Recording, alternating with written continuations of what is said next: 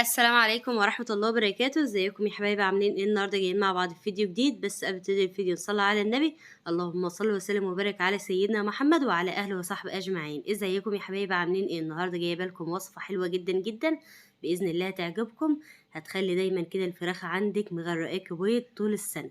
بجد يعني لو احنا عملنا الوصفات الموجودة في بيتنا، الأعشاب بجد حلوة جدا جدا، هتفيد فراخك وهتخلي فراخك تبيض على طول، وهتخلي فراخك كلتها حيوية ونشاط. وطبعا شوية معلومات كده عن الفراخ وازاي تخلي الفراخ بتاعتك تبيض لمدة قد ايه، وفي نفس الوقت ازاي تخلي الفراخ تبيض يوميا. وشوية معلومات كده بإذن الله هتستفادي منهم. ولو انت بتشتكي كده ان الفراخ ما بتبيضش، ازاي تخليها تبيض يوميا، بجد الوصفة ديت علشانك لزيادة البيض. وفي نفس الوقت بتحضر عنقود البيض. لو الفراخ عندك بشاير هتحضر عنقود البيض، وهتخلي الفراخ عندك ما شاء الله حلوة جدا جدا. وطبعا في ناس برضو بتشتكي ان الفراخ ما بتبيضش في فصل الشتاء. لا، الوصفة ديت بإذن الله. وانا طبعا عاملة وصفات كتيرة في القناة. شوفي الوصفة اللي تعجبك وابتدي اللي انت تقدميها للفراخ، هتخلي فراخك تبيض طول السنة، وصيف او شتاء هتبيض يوميا. تمام. زي ما انت شايفة كده، طبعا انا طلعتهم كده على السطح. كده معايا رز ابيض، طبعا اللي هو الحصى، يعني مش مطبوخ ولا حاجة. بقدمها لهم كده. هتقولي لي بتقدميها كل قد ايه؟ يعني هي كل فترة تقدمها لهم وجبة من غير اي علف بقى ومن غير اي حاجة. حبيت ان انا اقدم لهم كده شوية حلوين، يبتدوا اللي هم ياكلوهم. حلوة جدا جدا، منشط منشط في نفس الوقت ورفع مناعة. وبجد حلوة جدا جدا. وفي نفس الوقت هي برضك الرز الأبيض حلو جدا جدا، بيعلي المناعة وكلتها بروتين. فكلتها بروتين عالية ومنشط كبدي كده. بجد هي مفيدة جدا جدا. الرز لما تكون تقدمها لهم كده بتخلي الفراخ ما شاء الله كلتها حيوية كلتها نشاط. فهتقولي لها تحطها كل قد ايه؟ يعني كل اسبوعين مرة ابتدي اللي انت ايه، حط لهم كده ايه طبق. إذا كانت هي وجبة الغداء أو وجبة الفطار أو وجبة العشاء. تمام. ف طبعا حلوة جدا جدا بقى. وبرضك نحط برضك معلقتين خل كده على رطل مية. نبتدي ان احنا نحطها لهم، بتقتل البكتيريا بتقتل الديدان. فالخل حلوة جدا جدا على رطل مية. ما تستقليش بالخل، حلو جدا جدا لأي طيور. بس لكن ما تكتريش برضك الخل لأي طيور برضك، لأني غلط. فاحنا بس بنحط كمية بسيطة، يعني حوالي معلقتين من الخل على رطل مية. تمام. نفس الوقت الرز حلو جدا جدا، متستهونيش بيه. طبعا هو منشط لأي طيور ومنشط الدورة الدموية. وفي نفس الوقت لو عندك أي طيور عندها تساقط في الريش، ما بتخليش الريش يبقى فيه تساقط، فبتمنع الريش أو بتمنع التساقط لأي طيور عندك، إذا كان حمام إذا كان فراخ إذا كان بط. فأنت ما تستهونيش بالرز الابيض ده. حلو جدا جدا وبيخلي الفراخ عندك تبيض يوميا. طبعا بقى ايه، لازم برضو نهتم برضو بالفراخ بتاعتنا، نطلعها كده في الشمس. وطبعا لازم ننوع لهم برضو في الاكل، يعني مش تحط لهم علف على طول، مش تحط لهم خضرة على طول، لا. فانت ما تنوعي للفراخ بتاعتك كده، بياخدوا من الكالسيوم والفيتامينات من جميع الوجبات. تمام. يعني ما تجيب لهم كده ربطة كرات مصر كده، او ربطة بصل كده، تبتدي اللي انت تخرطها لهم خرط ناعمة كده، وتبتدي اللي انت تقدمها لهم. حلوة جدا جدا. رفع مناعة، ومش بتقضي على أي أمراض، بتشيل أي ميكروبات عند الفراخ. فأنت ما تستهونيش بالحاجات دي.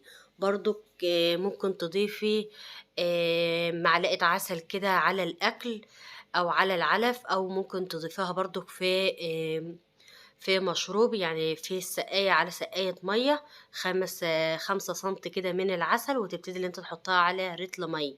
حلوة جدا جدا لزيادة الوزن، بتخلي الوزن معانا الفرخ يرمي لحم، وما شاء الله الوزن بتاعه يتقل. تمام. برضك ممكن تحط برضك الكركم. حلوة جدا جدا، كنت عامله لكم وصفة قبل كده. الكركم بيقضي على اي دهون عند الفراخ. طبعا احنا ما احناش عايزين الفراخ اللي بتبيض يكون عندها اي دهون، عشان الدهون ديت بتقطع يعني بتخليهم يقطعهم، وبتخليهم ما يبيضوش معانا على طول. فاحنا عندنا مشكلة الدهون ديت هي اللي بتأخر البيض، يعني ما بتخليهمش يبيضوا يوميا. فاحنا اما كل اسبوع مرة كده من معلقة الكركم ممكن تحطها على الاكل، او تحطيها على رتل مية. حلوة جدا جدا، بتقضي على اي دهون، وفي نفس الوقت منشط وفتح شهية، وبتخلي الفرخ ياكل كتير، وفي نفس الوقت بتشيل اي التهابات في العظام.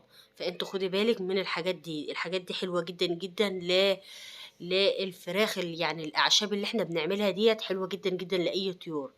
فدايما كده صلى على النبي، اللهم صل وسلم وبارك على سيدنا محمد وعلى اهله وصحبه اجمعين. زي ما انتم شايفين كده يا حبايبي، ما شاء الله اللهم بارك. طبعا معايا برضو 8 بطات بادئين كده بطلعهم كده مع الفراخ على طول على السطح، بيشمسوا كده، وبخليهم كده يجروا كده على السطح. لاني كل ما بنأكل البط بتاعنا او بنمشيه في حتة واسعة او على السطح، بتلاقي البطة عندك يومها بيومين، فبتلاقيها عندك يومها بيومين. تمام. لكن لو انت حطيتيها في مكان صغير ما بتمشيش، فبتأرمد منك او ما بتزيدش. فانتوا خدي بالك، لو عندك اي تربية بط صغيرة او وسط او اكبر من دولت في العمر، يعني حطوهم في مكان واسع وسيبوهم يجروا طول اليوم. هتلاقيهم ما شاء الله بياكلوا بيشربوا، في نفس الوقت هتلاقيهم يومهم بيومين ما شاء الله بتحولهم معاكي في ساعتها. فانت ما تحطهمش في مكان يكون ضيق، وما تلاقيش البطة ترمي معاكي لحم او تزيد، او برضك تضعف منك. لا، ما كل ده برضك بيدمر التربية بتاعتنا. وبرضك في نفس الوقت برضك الفراخ برضك عايزة مكان واسع. كل ما بتجري وكل ما بيكون في حركة، كل ما بتاكل وبتفتح الشهية كده، يعني بيبقوا نفسهم كده في الأكل على طول، ياكلوا ويشربوا، وتلاقيهم بيجروا، فما شاء الله بيزيدوا معاكي وبيبقوا معاكي زي الفل.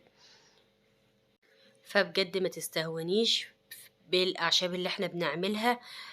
بتشيل يعني في نفس الوقت الحاجات اللي احنا بنعملها دي فتح شهية، وبتشيل اي امراض، اي بكتيريا، بتموت اي ميكروبات، اي جراثيم. فالوصفات دي جميلة جدا جدا، ما تستهونيش بقى.